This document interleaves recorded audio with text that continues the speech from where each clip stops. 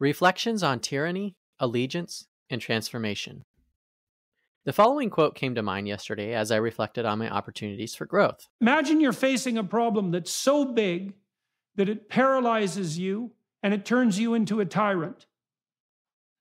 Okay, that's too big a problem for you, obviously. And what you have to do is you have to scale back the problem until you find a dragon that's a size that you're willing to contend with, that you'll actually contend with. Jordan Peterson, episode 307. I relate. So often in my life, I've sought to tackle problems way beyond me. Ideally, we pick a small slice to focus on, experimenting around the edges, but going beyond our capacity is always an opportunity to grow. But in addition to the possibility of healthy growth, the growth can also be a toxic hardening of our hearts in the progression of our tyranny. We are dependent, limited, and tribal animals. When we reach our limits in our society, we don't want to slow down or stop. We instead want to keep going and to overcome, often leveraging technology to enable what would otherwise be impossible. My phone is acting up these days and the GPS is laggy.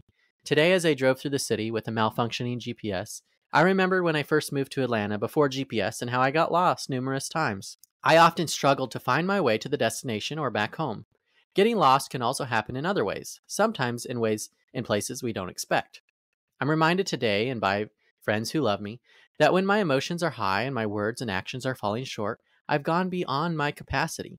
I've reached the end of myself, and something more beyond myself in my work is needed. We are all dormant radicals. The source we draw upon dictates the type of life we have, and it determines our focus. The following is an excerpt from today's My Utmost for His Highest. It's a Christian devotional by Oswald Chambers. Quote, "Then Jesus looked at him, loved him. This look of Jesus will require breaking your heart away forever from allegiance to any other person or thing. Where you are soft and pliable with God is where the Lord has looked at you. If you are hard and vindictive, insistent on having your own way, and always certain that the other person is more likely to be in the wrong than you are, then there are the whole areas of your nature that have never been transformed by his gaze." End quote. It's easy to speak and act virtuously when we have power, or things are tame and going well, or going our way. But when the stakes, tensions, and emotions are high, our sinful nature comes through. What we have repeatedly fed our souls comes out of us. And so when I've gone beyond my capacity, depending on myself, I become this tyrant. I act on this belief that I must change things how I want them to be, and I use methods that are not in alignment with the way of Jesus. We wield power over others, often harming them.